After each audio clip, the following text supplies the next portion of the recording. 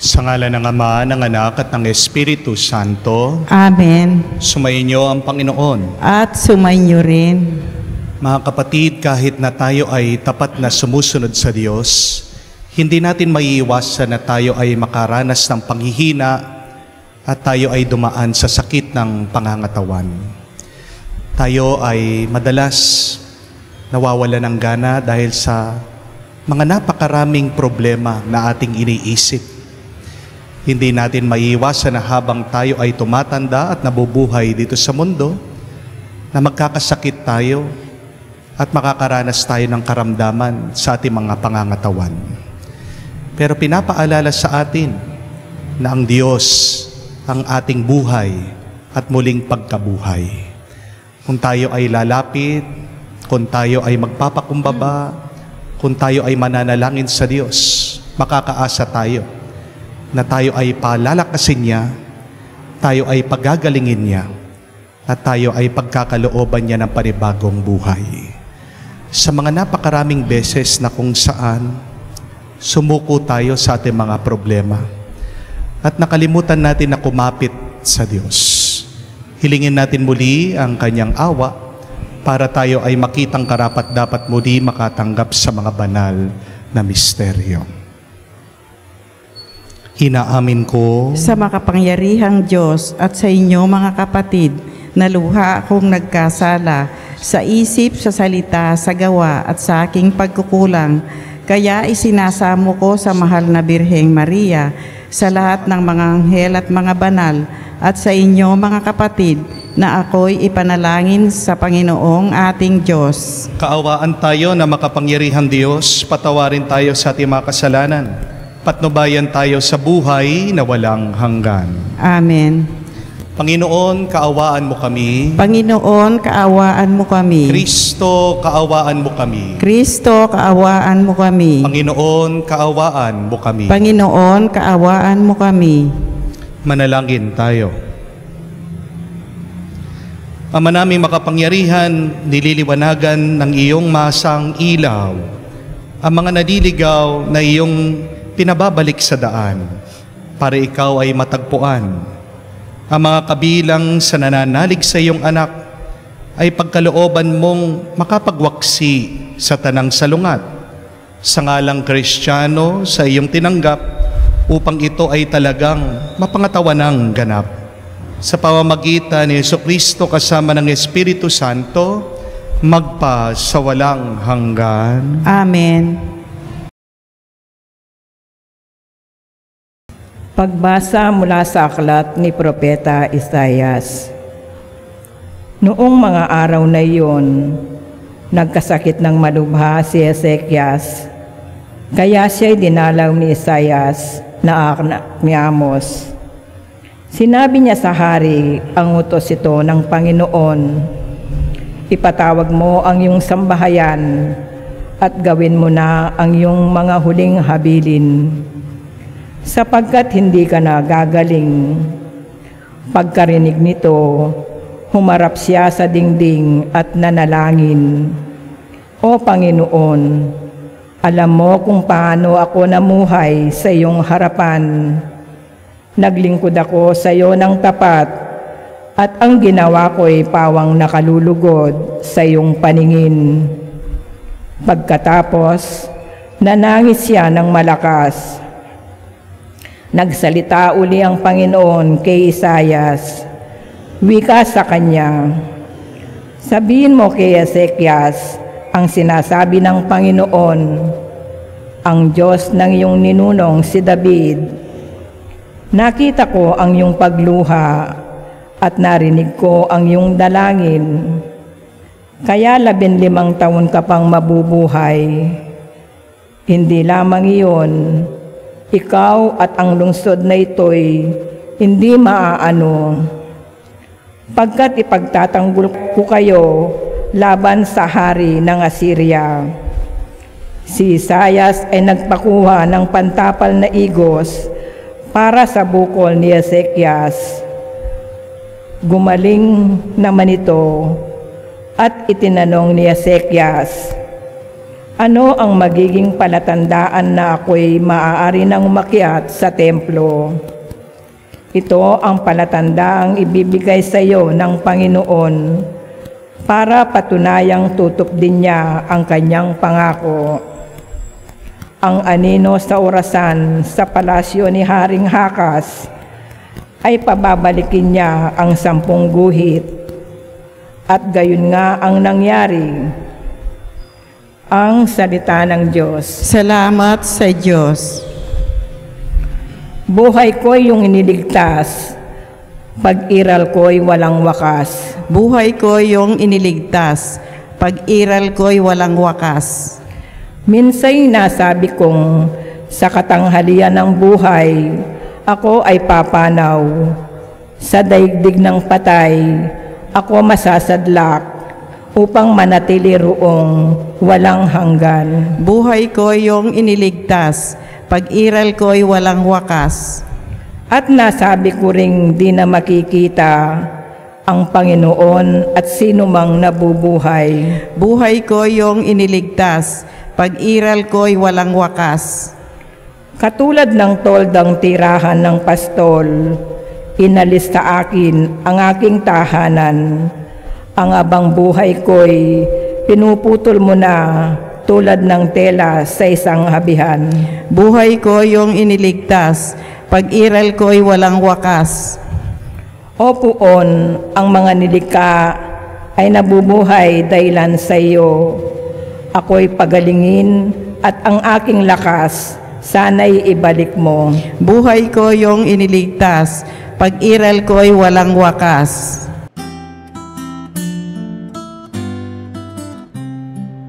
Alleluia, alleluia, alleluia, alleluia, alleluia, alleluia, alleluia, alleluia, alleluia, alleluia, alleluia, alleluia. Ang tinig ko'y pakikinggan ng kabilang sa aking kawan. Ako'y kanilang susundan. Aleluya, aleluya. Sumainyo ang Panginoon. At sumainyo rin. Ang mabuting balita ng Panginoon ayon kay San Mateo. Papuri sa iyo, Panginoon. Nung panong yun, isang araw ng pamamahinga, naparaan si Jesus sa triguhan. Nagutom ang mga kasama niyang mga alagad, kaya nangitil sila ng uhay at kinain ang mga butil. Nang makita ito ng mga Pariseo, sinabi nila sa kanya, "Tingnan mo ang ginagawa ng iyong mga alagad. Bawal yan kung araw ng pamamahinga." Sumagot si Jesus, "Hindi ba ninyo nabasa ang ginawa ni David nang magutom siya at ang kanyang mga kasama? Pumasok siya sa bahay ng Diyos at kumain ng tinapay na handog ng Diyos. At pinakain din niya sa kanyang mga kasama.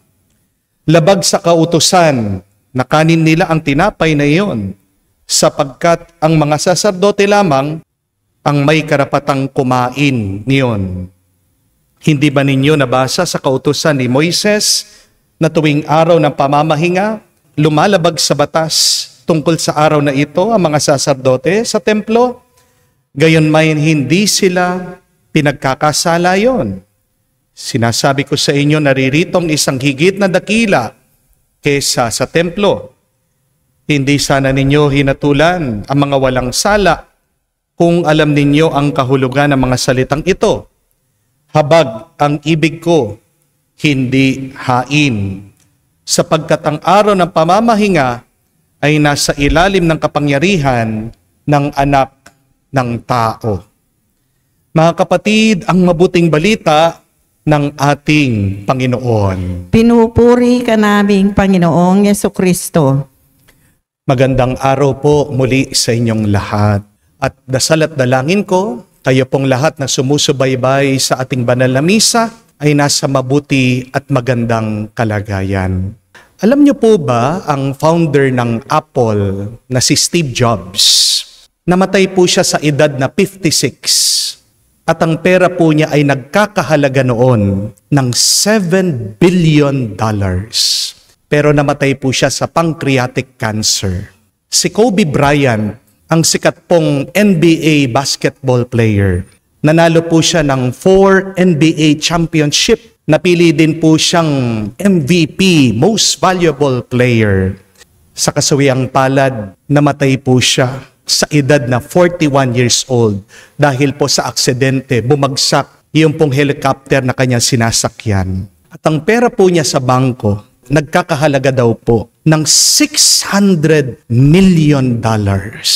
Si Rico yan, maaaring kakilala niyo po, ang guwapo na mata ni Idol, na hanggang ngayon pinupuntahan yung kanyang puntod, nagpapaselfie ang napakaraming tao kahit na siya ay pumanaw na. Nung pong siya ay 27 years old lang, namatay po siya dahil sa bangungot. Ano pong ibig sabihin nito, mga kapatid? Hindi ibig sabihin na bata ka, malakas ka, sikat ka, may pera ka, mayaman ka, na marami kang kaibigan, na gwapo ka, na maganda ka, na makapangyarihan ka, na hindi ka na mamamatay. Pagkadami-dami man ang pera mo, pagkasikat-sikat mo man, kahit na ikaw ay makapangyarihan, hindi ka maliligtas nito sa bingit ng kamatayan. Amen? Pero sa ating pagbasa ngayon, para bang meron sinasabi na meron pa tayong magagawa para makaiwas tayo sa kamatayan. Meron tayong pwedeng gawin para maawa ang Diyos at pagkalooban tayo muli ng lakas at buhay. Ito pong si Hezekiah ang hari. Kwento po sa unang pagbasa, malapit na daw siyang mamatay dahil sa isang sakit. Sinabihan na siya ng propeta, maghanda ka na dahil oras mo na. Meron pong 3 ginawa itong hari si Hezekiah. Bakit biglang naawa ang Diyos at binuhay siya muli? Dahil po sa 3 bagay na ito, siya po ay binigyan ng panibagong buhay ng Panginoon. At mga kapatid, di po ba maaaring nakakaranas din kayo ng kamatayan sa buhay nyo ngayon? Maaaring ang iba sa inyo, patay ang negosyo dahil ghost man. Maaaring ang iba naghihingalo ang kanilang mga bulsa o pitaka. Maaaring ang iba, patay ang kanilang relasyon sa kanilang mga asawa. Walang communication, tahimik lang. Baka ang iba nawawala ng pag-asa, nawawala ng gana. Baka ang iba kamuka ng haring si Hezekiah ay may sakit at paunti-unti inuubos ng sakit ang kanilang lakas sa pangangatawan. Subukan ninyo po gawin ang 3 bagay na ito para kayo ay buhayin muli at palakasin ng Diyos. At para hindi nyo makalimutan, tandaan nyo po ang 3 letrang ito. CPR. Dahil hindi po ba pag merong nalulunod, pag merong pong nagchochok, pag merong nahihirapan na huminga, ano po ang gagawin natin sa taong yon? Bigyan mo siya ng CPR. Kung ikaw din ay nag-aagaw buhay ngayon, kung nararamdaman mo na unti-unti nawawalan ka ng lakas, bigyan mo ito ng CPR. At ano po ang CPR na ginawa ni Haring Hezekiah? Unang letra po, letter C. It means cry to God. Noong pong nalaman ni Hezekiah na malapit na siyang mamatay, ano po ang ginawa niya? Ang sabi po sa kwento, humarap daw siya sa pader, tumangis siya. Hezekiah wept bitterly. Ang pag-iyak po ay isang tanda na seryoso ka. And a cry to God in the Bible means it is an act of desperation. To cry to God means it is an expression of your total faith to Him. At tandaan niyo po ito mga kapatid, madalas, ang naririnig at napapansin ng Diyos ay ang panalangin, ang tinig ng mga taong desperado. Sa mabuting balita, balikan niyo po, nagpagaling ang ating Panginoon si Jesus sa mga bulag, sa mga pilay, sa mga namatayan, dahil sila ay desperado na. My dear friends, do not be ashamed, showing your desperation and weakness to God. Because remember, in your weakness, God is your strength. Paano ka papalakasin ng Diyos kung nagpapanggap kang malakas? Huwag kang mahiyang umiyak sa Kanya. Dahil po sabi din ng Psalm 125 verse 7, those who sow in tears shall reap in rejoicing. Tandaan niyo po, si Jesus umiyak, tumangis sa harapan ng puntod ng kanyang kaibigan si Lazaro. At pagkatapos ng kanyang masakit na pag-iyak, anong nangyari? Nagkaroon ng panibagong buhay ang patay. Kung gusto mo ding mabuhay at lumakas muli, huwag kang mahiyang umiyak sa Diyos. Amen? The first step to resuscitate your life, to resurrect your life, your energy. Letter C, cry to God. Pangalawang P. P means prayer. Nung tinaningan ni Propeta Isaias, itong hari si Hezekiah, agad daw po siyang nanalangin at nagdasal sa Diyos. Kahit na nanghihina siya, kahit na nahihirapan siya, kahit na napakasakit ng kanyang nararamdaman, Hezekiah said this prayer, Lord, remember how faithful I am. Remember I have done your will. Tingnan niyo po yung laman ng panalangin niya. Kamukha po ng panalangin na magnanakaw na nakapako kasama ng ating Panginoon sa Kalbaryo. Hindi po ba? Ano po ang sabi ng magnanakaw na katabi ng ating Panginoon? Lord, remember me. Alalahanin niyo po ako. Tandaan niyo po ako. At dahil nanalangin ng ganito ang magnanakaw, ano po ang sabi ng ating Panginoon sa kanya? Surely you will be with me in paradise. Dahil po sa panalangin ni Hezekiah, pinagaling siya ng Diyos. Bakit hindi niyo po subukan? Sa susunod na magdadasal ka, sabihin mo din, Lord, remember me. Ipaalala mo sa Diyos ang pagmamahal niya sa iyo. At para makalimutan din niya yung mga kasalanan mo. And when God hears you, remember this, He will turn your labor into favor. Pag naalala ng Diyos ang pagmamahal niya sa iyo, papalitan niya ang pagod mo sa pagpapala. Kaya nga po, we should not stop praying. We should not grow tired of talking and listening to God. Sabi po ni St. John Chrysostom, ang panalangin ay ang pinagmumulan, ang ugat, ang sibol ng libu-libong pagpapala. Gusto mong pagpalain ka muli ng bagong lakas ng Diyos. Manalangin ka, sabihin mo, Panginoon, tandaan mo ako. Panginoon, alalahanin mo ako. But third and last, letter R. It means to repent. Nung pong malapit ng mamatay ang hari, nagsisi siya. Nagpakumbaba siya sa Panginoon. At napakaganda po ng sabi ng isang santo, that repentance is a contract with God for a second life. Kaya nga kung gusto mong mabuhayan ka, huwag mong kalimutan magsisi ka din sa iyong mga kasalanan. Dahil ang kasalanan ay ang kamatayan ng ating mga kaluluwa. At pag namamatay ang iyong kaluluwa, hindi malayo, susunod ang iyong katawan. Bakit may sakit ka? Bakit wala kang lakas ngayon? Tingnan mo, suriin mo, anong nangyayari sa iyong puso't kaluluwa? Meron bang virus ng kasalanan dyan? Kapag namatay ang kaluluwa, hindi malayo, susunod ang kamatayan ng ating mga katawan. Alam niyo po dito sa parokya, marami po mga nagsaserve. Inaamin naman po nila sa akin na dati po sila mga mabibisyo. Pero dahil po nagkasakit sila, dahil nagkaroon sila ng problema, anong ginawa nila?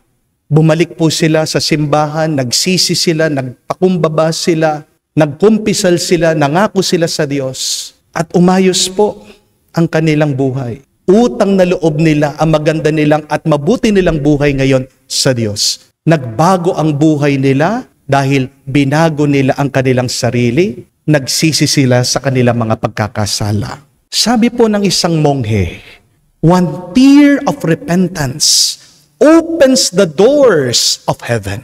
Lumalambot ang puso ng Diyos sa atin kapag marunong tayong magsisi at magpakumbaba. At ang pinakaayaw ng Diyos ay ang kataasan ng loob. Kaya nga po galit na galit ang ating Panginoon sa mga Pariseyo. Kasi nga pinapakita nila na sila lang ang mabuti. Pinapakita nila na sila lang ang banal. Hindi sila marunong magpakumbaba at hindi sila marunong maawa sa iba. Kung gusto mong makuha ang puso ng Diyos, ibaba mo ang iyong sarili. Matuto kang magsisi araw-araw. Kung gusto nyong magbago ang pagsasama nyong mag-asawa, repent, be humble. Kung gusto mong magbago ang takbo ng iyong trabaho, ng iyong business, magsisi ka. Ano ba yung iyong mga pagkukulang dyan sa iyong trabaho, dyan sa iyong business? Bakit ka may sakit? Baka meron kang pagkukulang sa pag-aalaga sa iyong katawan. O baka naman meron kang kasalanan sa Diyos o sa ibang tao. Try it. Try to be repentant and your life will change and you will renew your life. Remember, only God can give you life. Kahit na meron kang pera, oo, makakabili ka ng gamot, pwede ka makapunta sa mga pinakamagaling na doktor, pinakamagandang hospital, pero hindi yan magpapahaba ng buhay mo. Amen? Pagkadami-dami mong kakilala na makapangyarihang tao, yung kapangyarihan nila, hindi matutulungan dyan sa iyong paghihirap, dyan sa iyong sakit. Hindi po ba? Only God, who is our way, our truth and life, Jesus, can give you new life. Amen? Kaya nga po, kung epektibo sa hari na si Hezekiah, mangyayari din sa iyo yan. Try the CPR method. C, cry to God. P, pray to God. Lord, remember me. R, repent. And B, humble. Papalakasin ka ng Diyos. Bubuhayin ka ng Diyos. Ililigtas ka niya sa kamatayan. Amen. Manalangin tayo sa pamamagitan ni Kristo at sambahin natin ang Amang nasa langit sa ating pananampalataya at pag-ibig at mahabaging awa. Ating sabihin, Panginoon, dinggin mo kami. Panginoon, dinggin mo kami.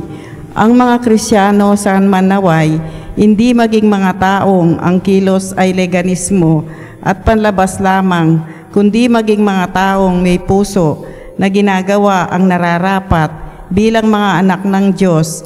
Manalangin tayo sa Panginoon. Panginoon, dinggin mo kami. Ang mga bansa sa mundo, naway matutong gumalang at tumulong sa isa't isa at hindi maggamitan lamang, kundi makipag-ugnayan ayon sa katarungan at pagkakasundo. Manalangin tayo sa Panginoon. Panginoon, dinggin mo kami. Ayon sa udyok ng habag ni Kristo, naway hindi natin hatulan ang mga nagkakamali, kundi bigyan pa sila ng bagong pagkakataon. Manalangin tayo sa Panginoon. Panginoon, dinggin mo kami. Sa katahimikan po ng ating puso, buksan natin at sabihin sa Diyos ang ating mga personal na pangangailangan at ganyan din po ipagdasal natin at iangat sa Diyos ang pangangailangan din ng ating mga kapatid na nagpapadasal sa misang ito, lalong-lalo na ang ating mga kapatid na may sakit at mga nahihirapan sa buhay.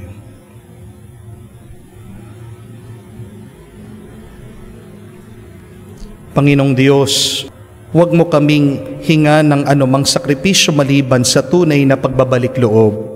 Tapat na pananampalataya at paglilingkod na may pagmamahal. Bigyan mo po kami ng lakas at dumito ka sa amin ngayon at magpa sa walang hanggan. Amen.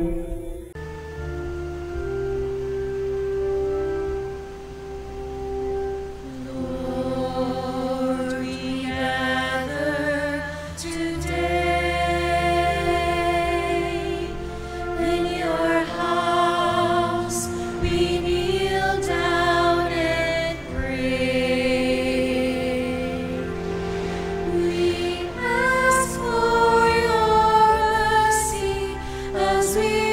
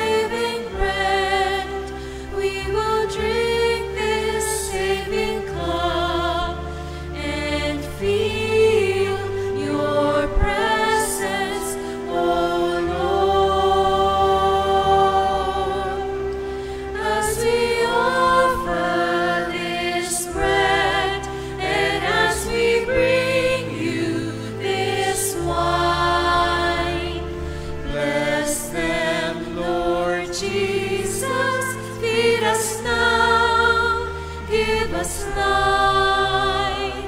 Send us your Spirit, the source of our lives, and together we will serve you with love.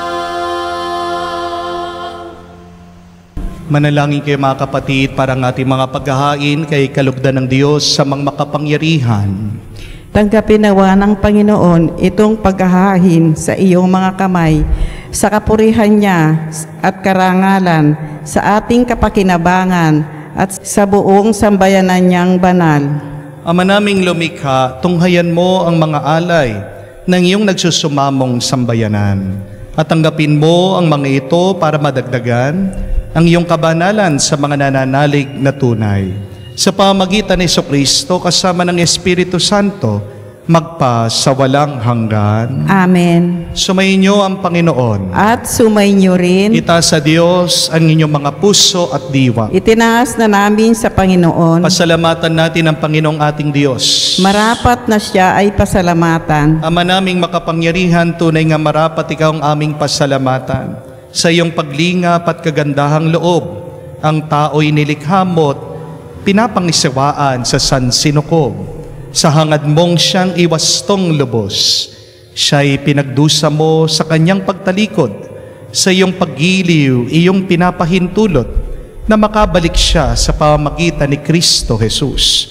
Kaya kaisa na mga anghel na nagsisiawit ng papuri sa iyo, nang walang humpay sa kalangitan, kami nagbubunyi sa iyong kadakilaan.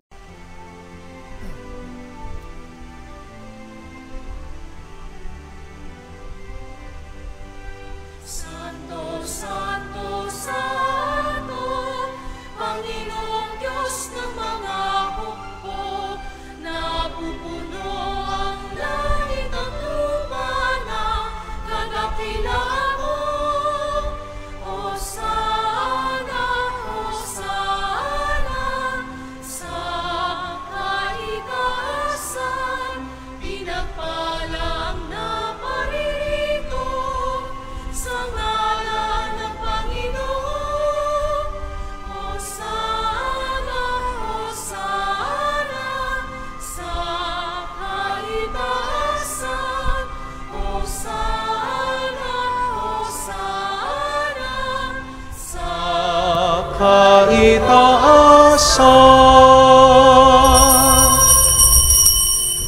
Ama naming banal, ikaw ang bukalan tanang kabanalan. Kaya't sa pamagitan ng iyong Espiritu, gawin mong banal ang mga kaloob na ito, upang para sa amin maging katawan at dugo ng aming Panginoong Heso Kristo. Bago niya pinagtiis ang kusang loob na maging handog, hinawakan niyang tinapay, pinasalamatan kanya. Pinaghati-hati niya iyon, inabot sa kanya malagad at sinabi, "Tanggapin ninyong lahat ito at kanin. Itong aking katawan na ihahandog para sa inyo."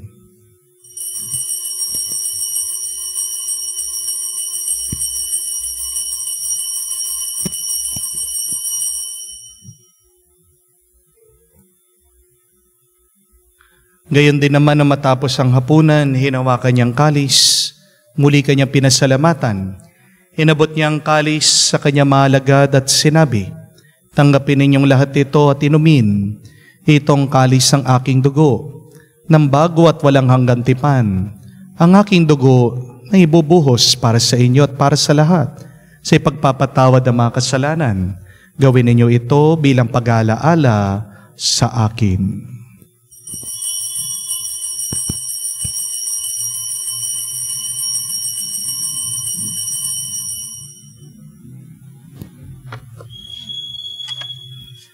Ang misteryo ng pananampalataya. aming ipinahayag na namatay ang iyong anak, nabuhay bilang Mesiyas at magbabalik sa wakas para mahayag sa lahat. Ama, ginagawa namin ngayon ang pag-alaala sa pagkamatay, muling pagkabuhay ng iyong anak. Kaya tinialay namin sa iyo ang tinapay nagbibigay buhay at ang kalis na nagkakaloob ng kaligtasan. Kami nagpapasalamat dahil kami iyong minarapat na tumayo sa harap mo para maglingkod sa iyo. Sinasamo namin kami magsalo-salo sa katawan at dugo ni Kristo ay mabuklod sa pagkakaisa sa pamamagitan ng Espiritu Santo. Amalingapin mong iyong simbahan, laganap sa buong daigdig. Puspusin mo kami sa pag-ibig. Kay San Francesco, ang aming Papa, Florentino, aming Arsobispo, at ng Tanang Kaparian. Alalahanin mo rin ang aming mga kapatid na nahimlay may pag-asang muling mabubuhay. Gayon din lahat ng mga pumanaw. Kawan mo't sila't patuloyin sa iyong kaliwanagan. Kawan mo't pagindapating kaming lahat makasalo sa iyong buhay na walang wakas. Kaisa na mahal na Birhen Maria, Ina ng Diyos, kaisa na mga apostol, lahat ng mga banal, na namuhay dito sa daigdig na kalugod-lugod sa iyo, may pagdiwang nawa namin ang pagpupuri sa kararangal mo, sa pamamagitan ng iyong anak aming Panginoong Heso Kristo. Sa pamamagitan ni Kristo, kasama niya at sa Kanya, ang lahat ng parangal at papuri ay sa iyo, Diyos Ama, makapangyarihan, kasama ng Espiritu Santo, magpasawalang hanggan. Amen, amen, amen. Sa nakakagaling na utos sa turo ni Jesus, na Panginoon natin at Diyos, ipahayag natin ng lakas loob.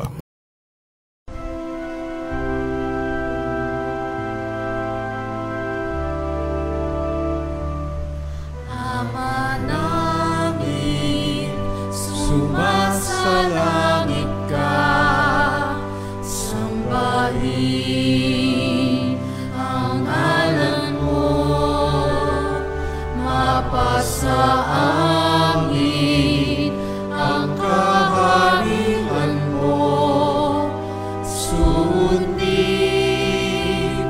ang loob mo dito sa lupa para nang sa langit.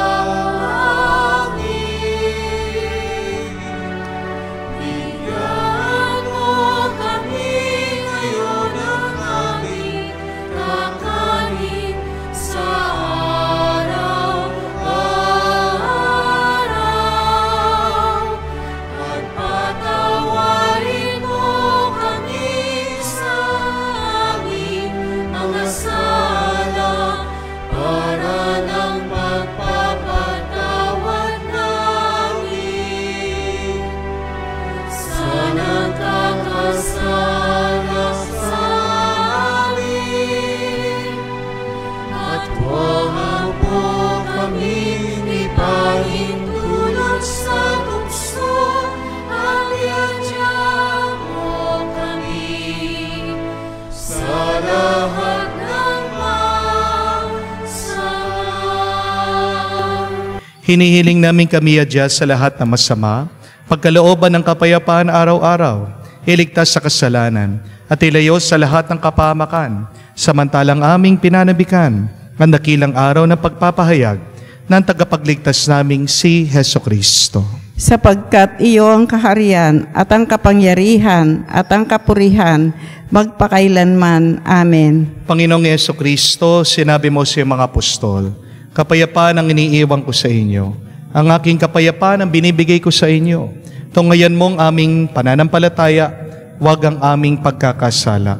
Pagkalooban mo kami ng kapayapaan at pagkakaisa ayon sa iyong kalooban, kasama ng Espiritu Santo, magpa sa walang hanggan. Amen. Kapayapaan ng Panginoon ay laging sumainyo. At sumainyo rin. Magbigayan po tayo ng kapayapaan sa bawat isa. Peace with you po. Kapayapaan po sa inyong lahat.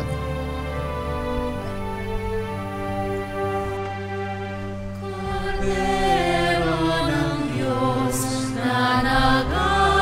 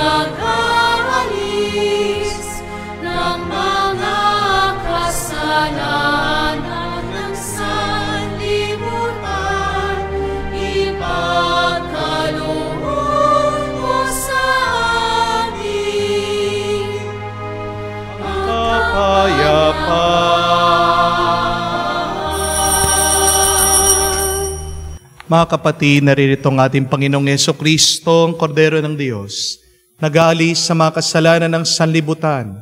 Mapalad tayong lumalapit sa piging ng Kordero. Panginoon, hindi ako karapat-dapat na magpatuloy sa iyo, ngunit sa isang salita mo lamang ay gagaling na ako.